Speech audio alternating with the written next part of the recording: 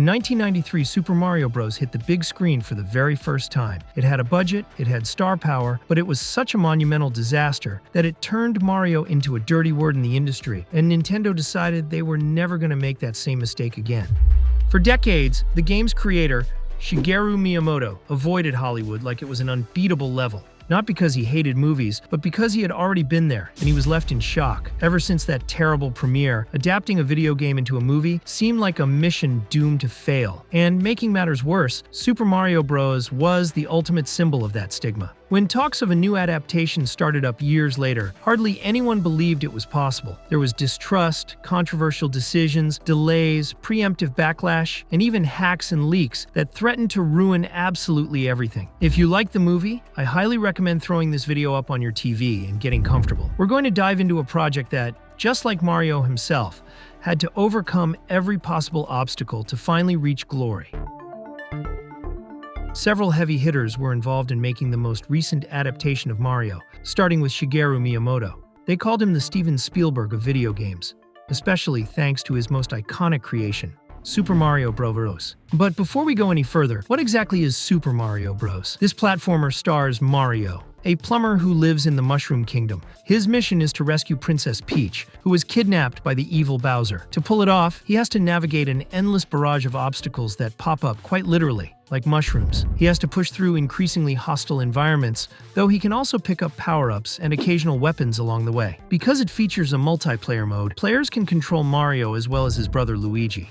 Ever since it first appeared in 1985, Super Mario Bros. Wasn't just a commercial success. It spawned a massive franchise, propelled Nintendo to the top, and helped solidify the entire gaming industry. Mario himself became a pop culture icon. Today, even people who have never touched a console in their lives, and like everything that gets successful, it caught the eye of the film industry, more specifically Hollywood. But Miyamoto hated that place with all his heart because of what they did with the very first Super Mario Bros. Adaptation. In the late 80s, Miyamoto and Nintendo agreed to license Super Mario Bros. To adapt it into other formats. The first attempt was the Super Mario Bros. Super Show, a series that mixed animation and live action. It only lasted one season, and nobody really liked it. Despite all that, Miyamoto and Nintendo handed over the rights for another attempt. This time, a cinematic adaptation. You might think that this time Nintendo demanded creative control, but nope. Once again, they left everything in the hands of the executives, figuring the Mario brand was powerful enough and the movie could be an interesting Hollywood experiment. But it was a monstrous mistake. Production became chaotic, with scripts being constantly rewritten. Directors Rocky Morton and Annabelle Jankel ignored the video game entirely and dreamed up an origin story set in a dystopian industrial Brooklyn plagued by dinosaurs. Because of its mix of genres and tones, cutting-edge effects, and even its behind-the-scenes drama, some compared it to Who Framed Roger Rabbit. In fact, Mario was played by Bob Hoskins, the star of that very classic. Though, obviously, Roger Rabbit is a masterpiece, and this movie, well, let's just say it was simply a bad movie. Released in 1993, Super Mario Bros. Generated massive hype. It was the first time a video game had ever been turned into a live-action movie. But absolutely everything went wrong. It cost between $42 and $48 million, a huge number for the time, and only grossed $38 million. Critics destroyed it, and fans considered it an outright betrayal. Everyone involved hated the experience, starting with Hoskins himself. Morton and Jankel never directed a blockbuster again. And above all, it kicked off a long, painful trend of terrible video game movie adaptations. Traumatized by such a massive failure, Miyamoto and Nintendo put their licenses on absolute lockdown, and Hollywood became a nemesis even more terrifying than Bowser. It would take over 20 years before someone decided to face Mario's creator and convince him that times had changed, and his character was finally ready for a new adaptation. But before that could happen, another catastrophe was on the menu, ready to ruin everything. On November 24th, 2014, all of Hollywood trembled when every single computer at Sony Pictures was hacked. This led to a massive email leak that brought everything to light, from industry gossip to projects in development and another potential Super Mario Bros. Movie. On October 23, 2014, producer Avi Arad sent an email to Amy Pascal, the company's president, where he wrote, "I'm the proud father of the Mario animated film."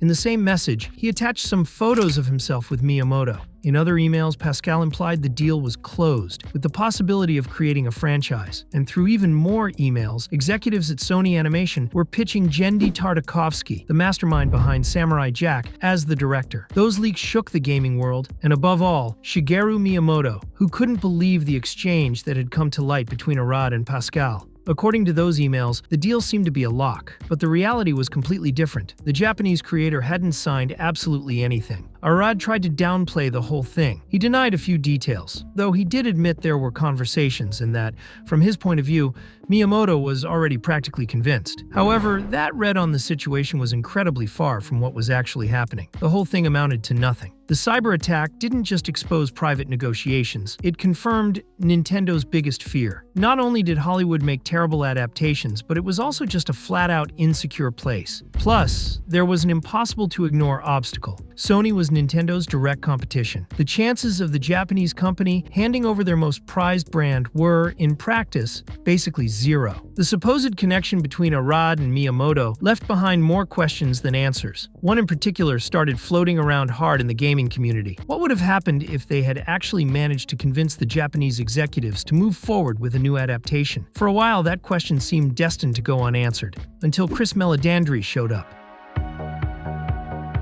But who exactly is Chris Meledandri? Meledandri started his Hollywood career in the 80s as a production assistant on the set of Footloose. That was his first real contact with the industry's machinery. Shortly after, he worked on smaller films until he landed an unexpected hit with Cool Runnings, a Disney family comedy that did very well at the box office. That triumph caught the attention of executives at 20th Century Fox, who hired him, convinced he had a special talent for producing profitable family entertainment. After several collaborations with filmmaker John Hughes, Meledandri ended up heading Fox Animation. But that rise almost turned into his ultimate downfall. One of the first movies under his command was Titan A.E., an ambitious animated sci-fi production that ended up being a catastrophic box office bomb. The losses were so massive that they nearly led to his firing and the closure of the studio. For a while, his career hung by a thread. It could have been the end, but it wasn't. Years later, Meledandri managed to reinvent himself as a producer and supervisor on successful animated projects like Ice Age, Robots, and Horton Hears a Who.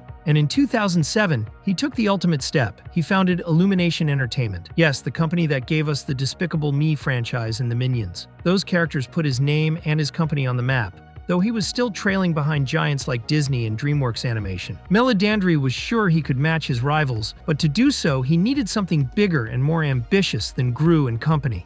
Because after having been so close to the edge of the abyss, he knew his next move had to be historic. That opportunity arrived in 2014 when he heard that Shigeru Miyamoto had come to Los Angeles. No matter how, he had to score a meeting with the Spielberg of video games. The producer loved Super Mario Bros. And thought it would be mind-blowing to tackle that property. Not only could he produce a movie that did justice to the character and his world, there was a goldmine there, with a hell of a lot of merchandising potential. It was the chance to supercharge a phenomenon that would position his company right up there with Disney and DreamWorks. Through a lot of friends, Meledandri set up a meeting with Miyamoto, but before seeing him, he remembered that the Japanese creator hated Hollywood. If he wanted to convince him, he had to prepare carefully. But even so, would it actually work? The meeting between Meledandri and Miyamoto wasn't exactly just another coffee between executives. That meeting meant, in many ways, a point of no return. After decades of seeing how Hollywood twisted or misinterpreted other people's universes, Miyamoto wasn't willing to yield again. At the same time, Meledandri needed Mario like the Minions needed Gru. If that conversation went south, the door could close forever.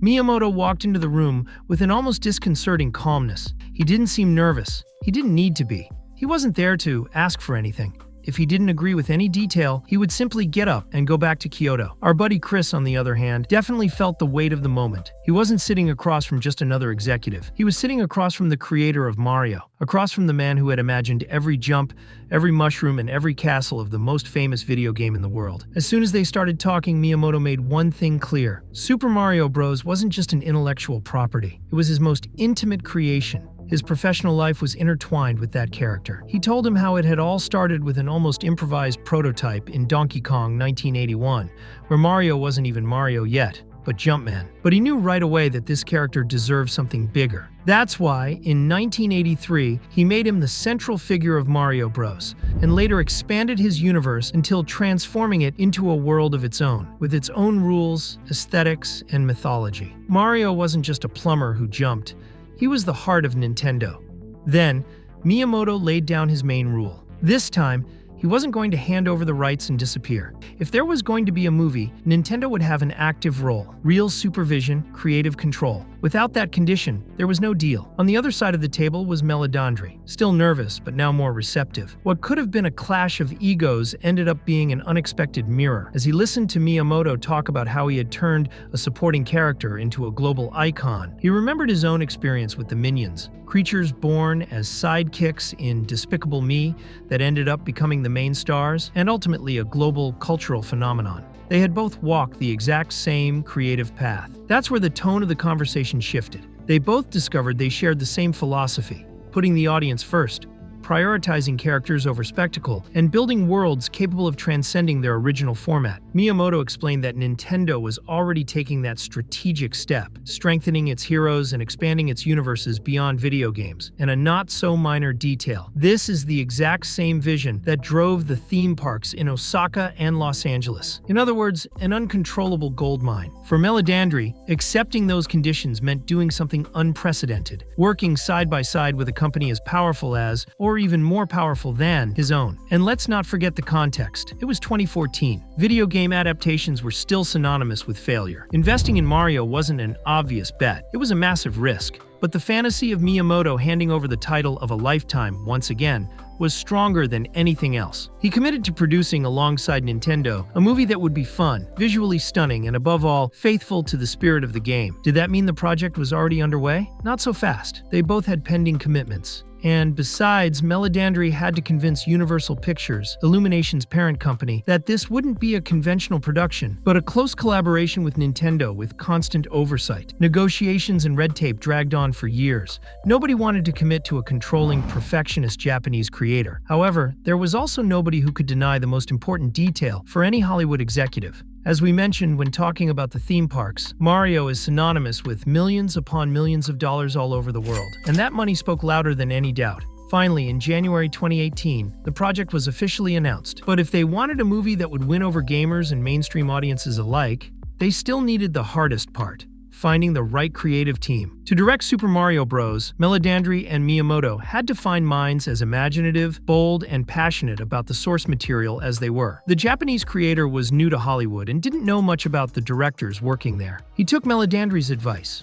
who had two candidates in mind: Aaron Horvath and Michael Jelenic. They had just created the series Teen Titans Go, and Horvath had also co-directed its feature film spin-off. Miyamoto watched those productions, studied them, and felt that these young talents had the potential to cradle his baby. They soon set up a meeting with Horvath and Jelenic. Both claimed to be massive fans of the game, and the idea of adapting it for the big screen was simply too irresistible for them to pass up. Meledandri and Miyamoto welcomed them aboard, but the Mario Bros. Fans didn't exactly roll out the red carpet when they were announced as the directors. Many assumed they would make an irreverent, goofy movie like Teen Titans, and they were not on board with that idea. This hostility unsettled Miyamoto. Nintendo was about to place its most valuable franchise in the hands of two directors associated with a comedy that many devoted fans considered way too childish. But Meledandri trusted Horvath and Jelenic, who also stepped up to put out the fire. For starters, they stated that their approach would be completely different from Teen Titans Go. Just like the producers, they believed the movie had to work by staying strictly faithful to the source material. They were aiming for the perfect fusion between the gaming experience and the cinematic one, while adding an emotional core. But how do you actually achieve that? They needed a script capable of balancing the filmmaker's ideas while keeping the hardcore fans happy. Meledandri, always with Miyamoto's stamp of approval, turned to Matthew Fogel, who had written Minions: The Rise of Gru. After meeting several times with the producers and directors, Fogel wrote an origin story.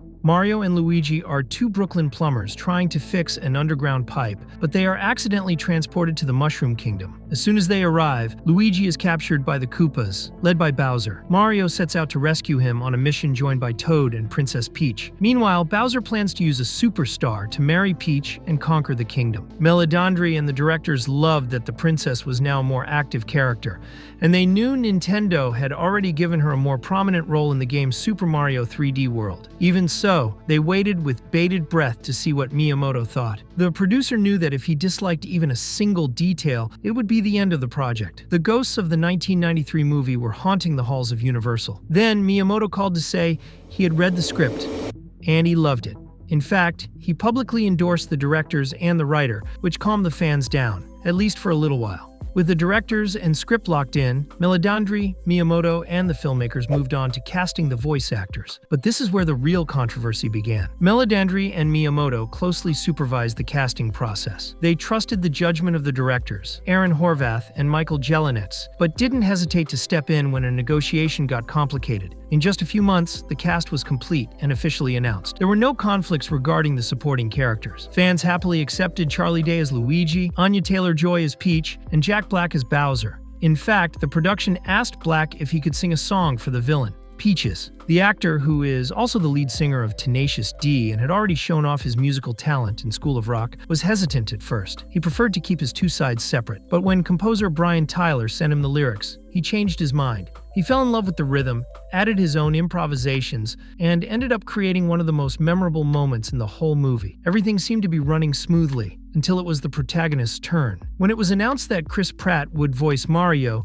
the internet exploded in a matter of minutes. For decades, the character had been voiced by Charles Martinet, the official voice of Mario since 1991. The actor himself had said in interviews that he would be thrilled to be a part of the movie. That's why casting Pratt sparked immediate outrage. Many fans expected, at the very least, an Italian-American actor who would respect the character's origins. The backlash was so intense that it actually worried the producers and directors. If the public rejected Mario's voice, they were rejecting the movie before even seeing it. They could have backtracked, recast Pratt, and calmed the storm, but they decided to do the exact opposite. They came out to defend him. Horvath and Jelenic assured everyone that Pratt had exactly what they were looking for, a hero with heart and charisma. Even so, the criticism didn't stop. That's when Miyamoto stepped in. The creator of Mario himself stated that Pratt was the perfect choice and had his full backing. His word was enough to quiet the controversy, at least for a little while. But behind closed doors, the actor knew he had something to prove. In his first recording session, he tried out a very heavy Italian accent,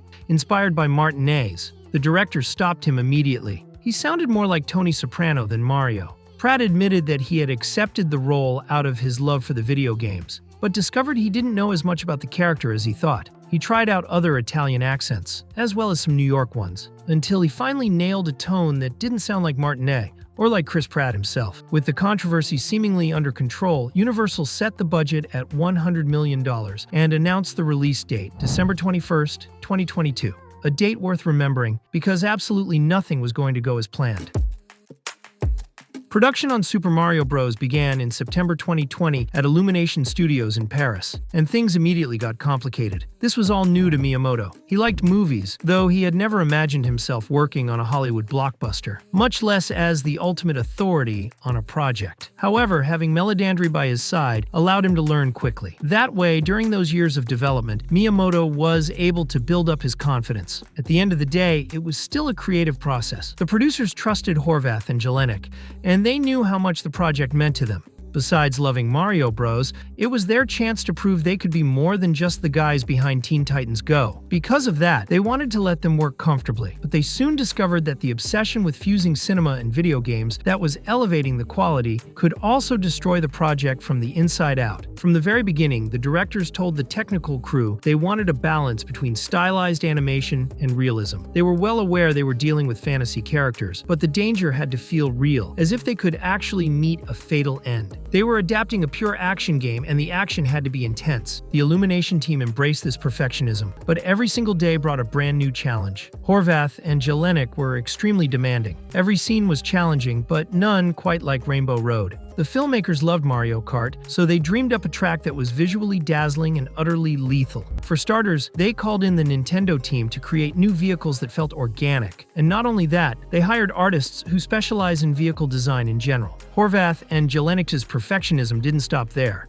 Determined to make it the ultimate marriage between cinema and video games, they asked the Illumination team to upgrade the lighting and rendering of the material. They were told that achieving that would be impossible, but the filmmakers insisted. It was the only way they would get the quality they dreamed of. This pursuit of perfection didn't go unnoticed by Meledandri and Miyamoto. They valued the level of commitment, but they noticed that production was starting to fall behind schedule. That could drive up costs and feed into bad press. They were well aware that Hollywood and the fans were watching the project's every move. Plus, they noticed that the internal work environment was getting complicated. One day, Meledandri and Miyamoto visited the studio and saw it all. The Illumination staff was exhausted and pretty upset. The tension had become suffocating. So the producers gathered the entire team. Meledandri said they were very happy with everyone's work and that the animations they had been able to see were stunning. Miyamoto praised the directors and commended the animators' performance. He highlighted that there was a powerful bond between them, and the exhaustion was a sign that everyone was giving it their absolute best. Then he added that this exact dynamic had been crucial in the development of the Mario games, and that from what he had heard,